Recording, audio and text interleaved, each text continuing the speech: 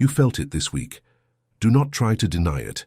You were surrounded by people, perhaps at work, perhaps at a family lunch, perhaps in a circle of friends you have known for years, and, out of nowhere, a silence descended within you. It was not sadness. It was not depression. It was not exhaustion. It was something different, something you cannot explain with common words, but it weighed on your chest as if the air around you had become too dense to breathe. Everyone was talking, laughing, making plans, and you were there, present in body but completely absent inside, as if an invisible glass wall had risen between you and the rest of the world. And worst of all, you tried to force yourself to participate, tried to laugh along, tried to fit in, and the more you tried, the more the feeling of displacement grew. If this happened to you in the last few days, do not leave this video, because what I am about to reveal now will completely change the way you interpret this silence. It is not a problem. It is the most powerful sign you have ever received.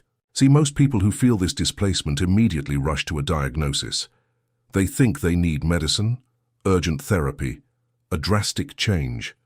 And do not misunderstand me. Taking care of mental health is fundamental.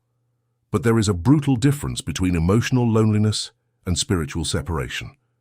And it is exactly in this difference that the secret that will set you free today resides. A study conducted by the Center for Public Health Studies at USP revealed that more than 60% of Brazilians over 35 report recurring episodes of emotional isolation, even while maintaining an active social life. 60%. This means that for every 10 people you meet on the street, 6 carry within them this same sense of non-belonging that you felt this week. But here is what no study will tell you. Not all isolation is a disease. Some isolations are surgical. They are precise. They are orchestrated by something greater than any human explanation can reach. And that is exactly what we are going to talk about now. But before we continue, I need you to do one simple thing. Subscribe to this channel right now, because the content we are building here is not entertainment. It is instruction for people who are in a process of real transformation. If you have made it this far, it was not by chance. So subscribe, because you will need what comes next in the following videos. Now let us go deeper. There is a concept in ancient Hebrew that most preachers never mention, and which explains with surgical precision what you are experiencing. The word is badal. In the original text of Genesis, when God separated the light from the darkness, the verb used was badol. It does not just mean to divide. It means to make a distinction with purpose. It means to look at something and declare, this here does not belong to that there, because it has a different function, a different nature, a different destiny. When God separated the light, He was not rejecting the darkness. He was positioning the light in the exact place where it needed to operate. Do you perceive the difference? The separation was not punishment. It was strategic positioning. And that is exactly what is happening to you.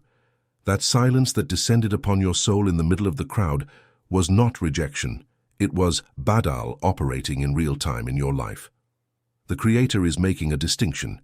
He is separating you, not because you are worse, not because you are incapable of coexisting, but because the frequency at which you operate now is incompatible with the environment where you were trying to fit in. Think of it this way. When a surgeon is going to operate, he separates the instruments, he sterilizes, he isolates, he places them in a clean surgical field. He does not do this because he despises the other objects in the room. He does it because that instrument needs to be pure to fulfill its function without contamination. You are that instrument. The silence you feel is the surgical field being prepared around you. And the enemy knows this. He knows this process. He has seen it happen countless times throughout history, and his strategy is always the same, to take this sacred silence and reinterpret it as a defect. He whispers in your ear, "You are strange. No one understands you. You don't fit in because there is something wrong with you. Look at how everyone else can be happy together, and you cannot." Do you recognize this voice? It is not yours. It never was yours. It is the voice of the accuser, trying to sabotage a divine process that he has no power to interrupt, but which he can try to corrupt through lies. A study by the Federal Council of Psychology, published in 2023, pointed out that the feeling of social inadequacy is the most underestimated emotional trigger in Brazilian clinics.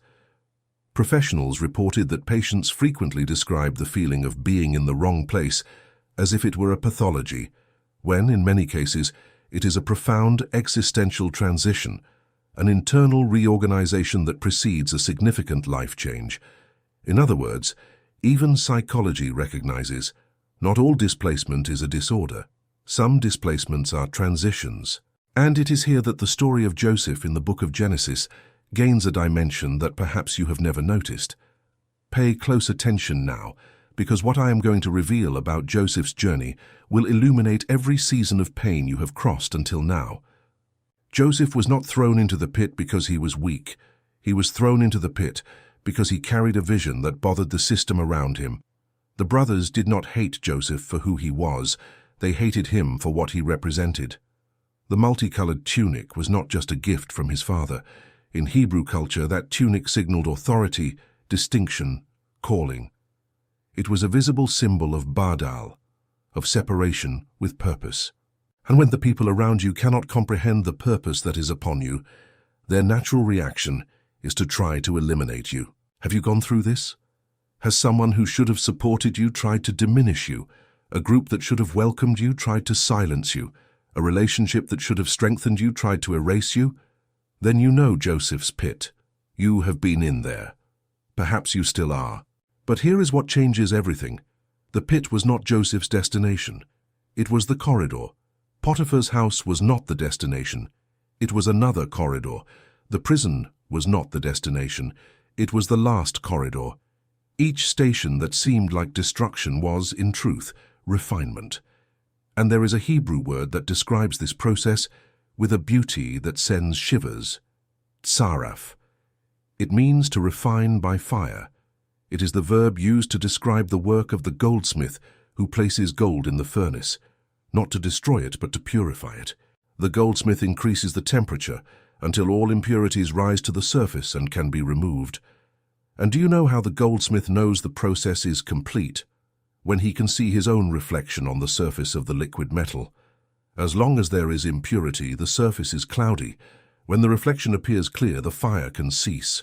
That heat you are feeling in your life, the financial pressure, the relational loneliness, the uncertainty about the future, the exhaustion of fighting without seeing results, is Tsaraf. It is the furnace of the celestial goldsmith, and he will not turn off the fire until his reflection appears clearly in you. It is not cruelty, it is artisanal precision. Now, if this message is making sense to you, if you are recognizing yourself in every word, I need to ask you something. Like this video now.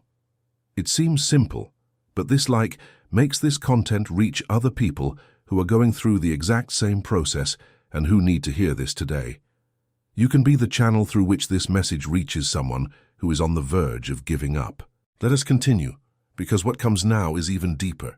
There is a second biblical character whose story mirrors what you are living in an almost frightening way.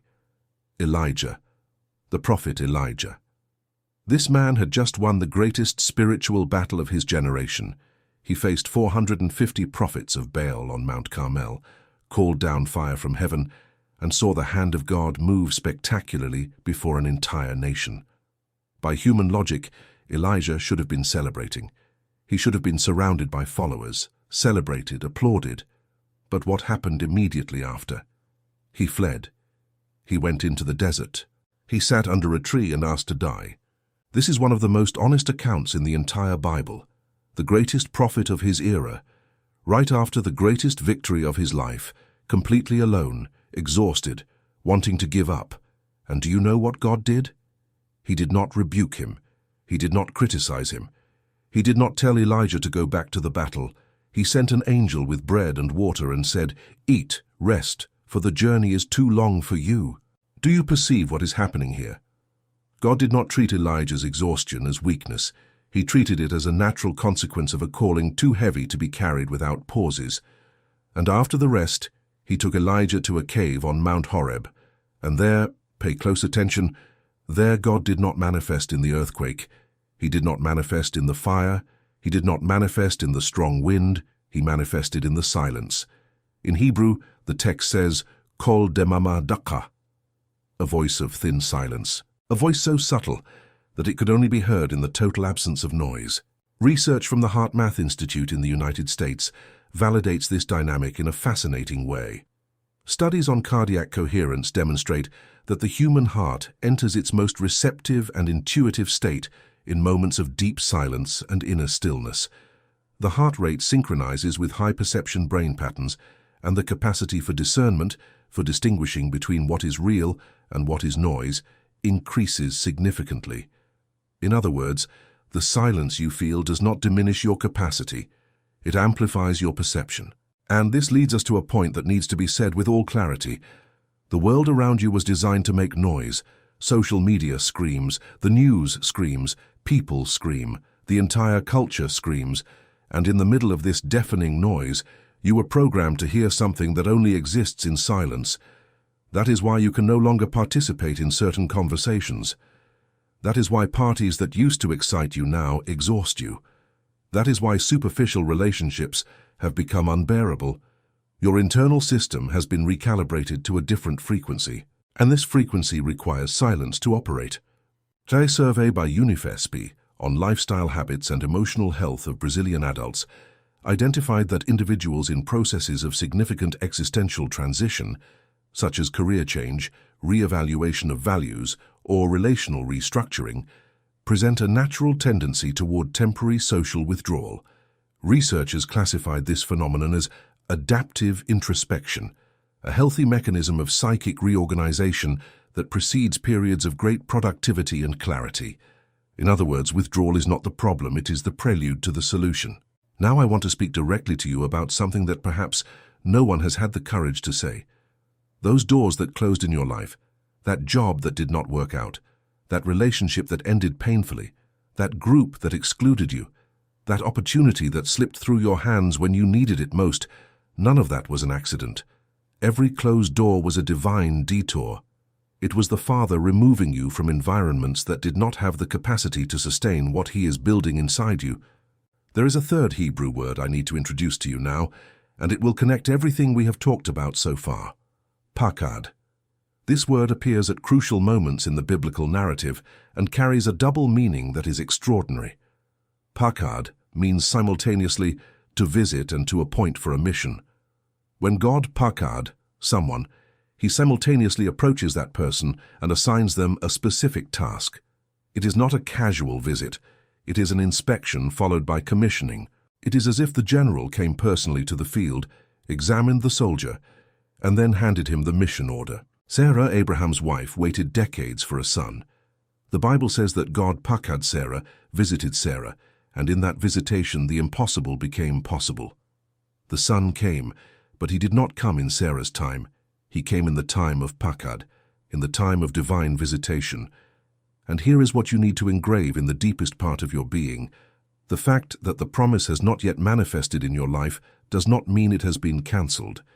It means that the time of pakad has not yet arrived. And everything you are living now, and the silence, the separation, the refinement, is the preparation for that exact moment. Let me tell you something that will put all of this into perspective. Joseph was 17 years old when he received the dreams. He was 30 when he was finally placed as governor of Egypt. 13 years. 13 years between the promise and the fulfillment. 13 years of the pit, of slavery, of prison, of silence. And during each of those 13 years, if someone asked Joseph where the dreams were, he would have no answer, because the dreams seemed dead, they seemed buried, they seemed like a lie. But they were only hidden to be revealed at the exact time in the right season before the right people. And when the moment arrived, it was not gradual. It was explosive. In a single day, Joseph left the prison and was placed in the second highest position of power in the known world. One day, after 13 years, and here I need to open a fundamental parenthesis. Data from Sebrae and FGV Projetos show that most Brazilian entrepreneurs who achieved sustainable success after the age of 40 report a prolonged period of apparent stagnation before the turnaround. Professionals who today lead reference companies describe phases of 2, 5, sometimes 10 years in which nothing seemed to work, in which every attempt resulted in frustration, in which the market seemed hostile and opportunities invisible. And almost all of them retrospectively identify that it was exactly in this period of apparent failure that the most critical skills for future success were developed. Stagnation was, in truth, incubation. You are in incubation. And I know it is hard, I know it hurts, I know you look around and see people who seem to be moving forward while you stay still. I know that social media daily pours onto your screen images of people celebrating achievements while you struggle to keep the basics functioning. But I need you to understand a truth that will serve as an anchor for your soul. Those who are being prepared for the extraordinary cannot be evaluated by the schedule of the ordinary. Now I want to ask you for something special. If you have reached this point in the video, it is because this message was made for you. It is not a coincidence. So write in the comments the word "positioned" in capital letters. This word is your declaration. It is you saying to the universe, to yourself and to God, I understand that I am not lost, I am positioned. I understand that silence is not punishment, it is preparation. Write "positioned" now and see how many other people are going through the same process as you. You are not alone on this journey. Now let us go to the most important part of all. Because knowing that you are in a process is one thing, knowing what to do within the process is something completely different. And this is where most people get stuck. They recognize they are being refined, but they do not know how to position themselves during the refinement, and they end up fighting against their own furnace, trying to put out the fire that is there to purify them. The first key is surrender, and I know that word is scary. In Brazil, we were culturally trained to associate surrender with defeat. Don't give up. Fight until the end. A warrior does not flee. These phrases are printed on t-shirts, tattooed on arms, repeated like mantras. But there is an essential difference between giving up and surrendering. Giving up is abandoning the purpose. Surrendering is abandoning control over the method and the schedule of the purpose. It is saying, I know where I am going, but I accept that I am not the one who defines the path or the speed. In Hebrew, the concept of spiritual surrender is connected to the word shub. Shub means to return, to go back to the point of origin, but not in the sense of regressing, in the sense of realigning. When the metal is being refined and the temperature rises too high, the goldsmith does not throw the gold away, he adjusts, he recalibrates, he returns the process to the ideal point. Shub is your return to the center. It is stopping running in directions you invented yourself and returning to the original axis of your calling. It is the courage to stand still when everything in you screams to act. A study by PUCSP on decision-making behavior in adults in career transition revealed something fascinating. The individuals who showed the best long-term results were those who, during the period of uncertainty, resisted the pressure to make impulsive decisions. Instead of accepting any opportunity out of desperation, they exercised what the researchers called strategic waiting, an active posture of observation and discernment that allowed them to identify the right opportunity at the right moment.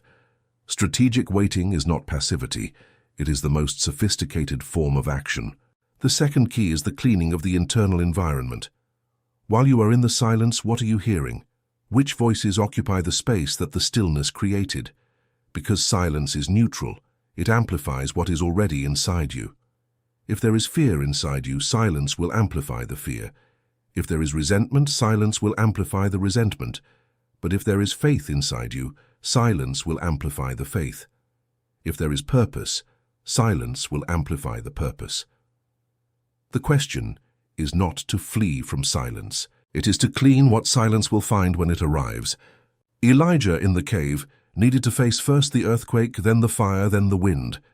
3 violent manifestations before the gentle voice. And the order is not random. The earthquake represents the structures that need to be shaken, limiting beliefs, thought patterns you have carried for decades.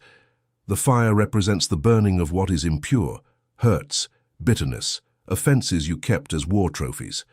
The wind represents the final removal, the breath that carries away the remains, the ash, the dust, and only after all that the gentle voice. Perhaps you are in the earthquake now, everything around you shaking, certainties crumbling, the ground that seemed firm opening under your feet. Or perhaps you are in the fire, feeling the burn of losses, disappointments, betrayals. Or perhaps you are already in the wind, feeling that everything familiar is being carried away. Whatever the season, the promise is the same. Afterward comes the voice. Afterward comes the instruction. Afterward comes the next assignment. The third key is what I call the sacred refusal. It is the conscious decision not to go back to what no longer serves. When silence does its work and you begin to see clearly, the most dangerous temptation is not stagnation, it is regression. Going back to the toxic relationship because loneliness hurts. Going back to the job that crushed your soul because the bills don't add up. Going back to the group that diminished you because the empty table is frightening. The sacred refusal is looking at all of that and saying, I prefer the pain of the new to the false security of the old. And this connects us back to Joseph. When Joseph was in Potiphar's house and Potiphar's wife tried to seduce him, he did not just refuse, he fled. He left his cloak in her hands and ran out, and that flight cost him prison. The right decision brought a painful consequence, but it was exactly in prison that Joseph met Pharaoh's cupbearer, who would be the bridge to the palace. In other words, the painful consequence of the right decision was the corridor to destiny. If Joseph had yielded in Potiphar's house, he would have avoided prison, but he would have lost the palace. How much are you willing to lose in the short term to gain in the long term? This question is not rhetorical. It is the question that defines whether you will complete the process or sabotage your own crossing. Activate the notification bell now, because next week I will publish a video that will reveal the 3 specific signs that indicate that your time of pakad, of divine visitation, is approaching. These are signs that happen in the natural world and that most people completely ignore. You will not want to miss this content. Now let us move toward the closing, but not before talking about what comes after the silence. Because everything we have talked about so far, the separation, the refinement, the surrender, the cleaning, the sacred refusal, all of this is preparation. And preparation presupposes something, that there is something for which you are being prepared. Joseph's silence ended with a summons to the palace. Elijah's silence ended with a new divine assignment. Moses' silence, which lasted 40 years in the desert of Midian, ended with a burning bush and a mission that changed the history of an entire people. No divine silence is permanent. Every divine silence is gestational. It carries within it the embryo of what is to come. And here enters one last Hebrew word that seals everything: tavnit.